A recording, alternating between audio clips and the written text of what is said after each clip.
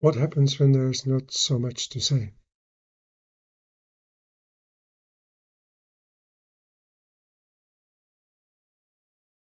What happens when there is silence?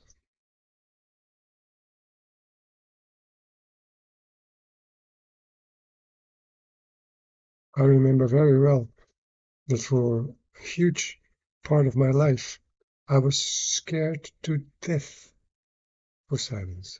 I was always running around, always doing things, couldn't sit still. When in, let's say, with a birthday party, sometimes you have these awkward silences. I just started to ramble, ask a question, making a joke.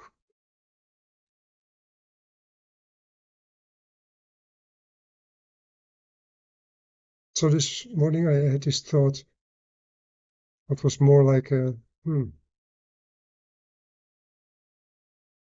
I don't have actually really anything to say. There was this silence. And yeah.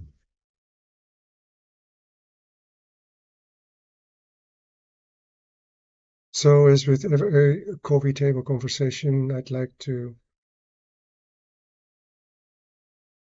mention that I'm particularly interested to speak with affluent soul-seeking women age 40 plus who have everything they ever wanted and for some reason still feel empty, unfulfilled, and unhappy. To support them in finding purpose, true fulfillment, and again having this joy and feeling alive again. And if you don't fall into this category, please feel free to stay with me. I love to have you here as well.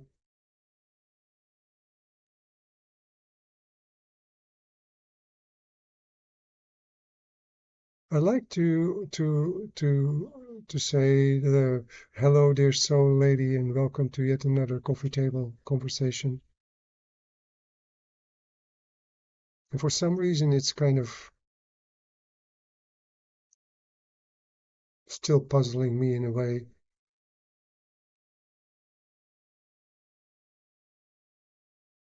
I'm thinking of one particular birthday I celebrated. I think it was my 30th or 31st or 35th.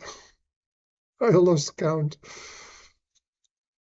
Well, and there were 35 women in the room, except one other male, and that was my father.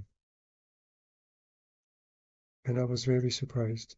I often find myself in meetings or in circles, like going to a retreat, or sometimes you have these healing circles with gongs and sound instruments, and then I often, or these kind of transformational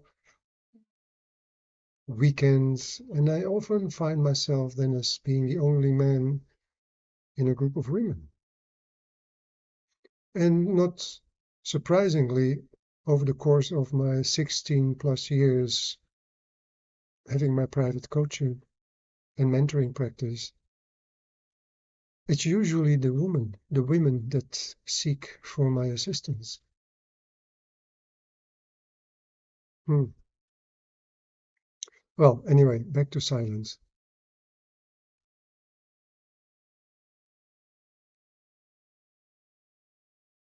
Sitting with this uh, feeling of, well, I don't actually have much to say.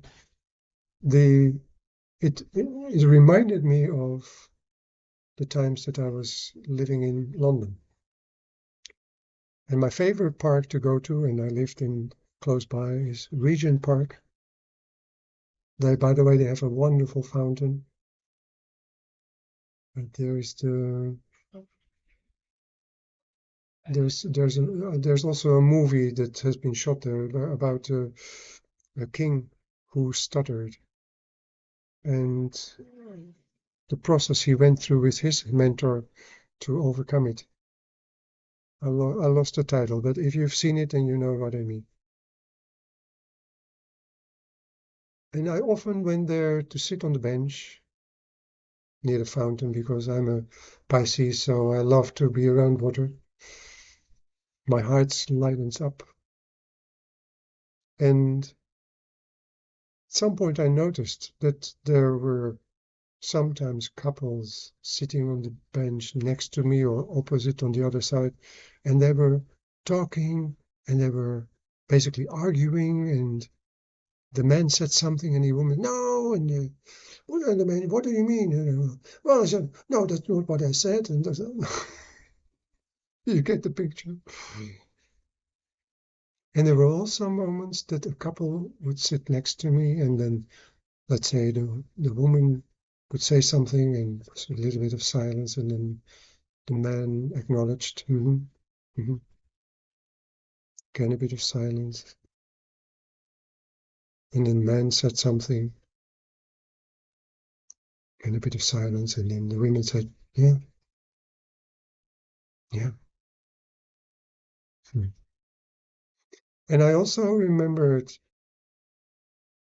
wow, that's something. I was at a retreat in Switzerland. It was up the hill from Lake Lucerne. And when we were in the building and or on the terrace, we had this wonderful view over the lake. And then we could also walk down, and there was a fence, and walk through the door, cross the little street, and there was another bench which was right on the edge of the lake. And when you sat there, you could see you had this kind of wonderful, beautiful view. And at that particular moment, something happened. There was this kind of phew, and there was this silence around me, and in myself, it got silent. It was that moment, it's really, really, when you think about it, always on the move, always afraid of silence, always blah, blah, blah, blah, blah, blah, blah. And in that moment, it all fell like an old skin of a snake. It fell off me, and I felt completely, to my utter surprise, completely comfortable with silence. In one split second. And it has stayed with me, this kind of comfort and to be in silence. It stayed with me ever since. Yes.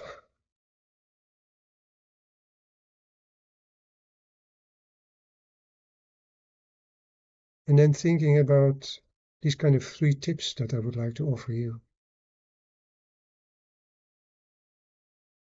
First thing that comes up, and it has already came up in the other coffee table conversations, and it is, think again about you having an inner child. So in moments when there is silence and you feel this restlessness and you would like to talk, or you would like to do things, and you feel uncomfortable with it, it's very likely that it is your inner child that for some reason, through something that it has experienced in the past, feels unsafe, feels kind of threatened by silence. And then again, you put your hand either on your shoulder, or you fold your hands, or you put your hands on your heart, your chest area or belly, and you talk inwardly to that child. Maybe you like to talk openly and use your voice when you are in the opportunity to do so. I'm here for you. It's all right.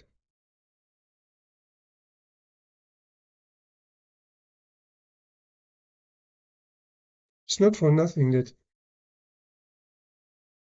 in the talk at the speaker showcase in Ottawa, for which I received the most entertaining speaker award. My opening line has been, why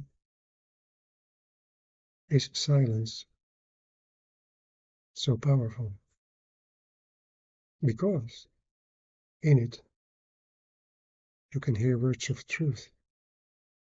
So that's my tip, second tip. When there is silence, listen.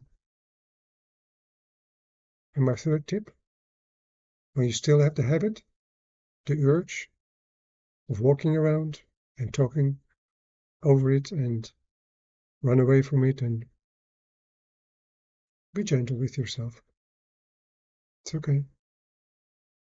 I wish that one day this moment also will come for you, that you have this experience of, that's it for today. Beautiful soul lady, I wish you a wonderful day.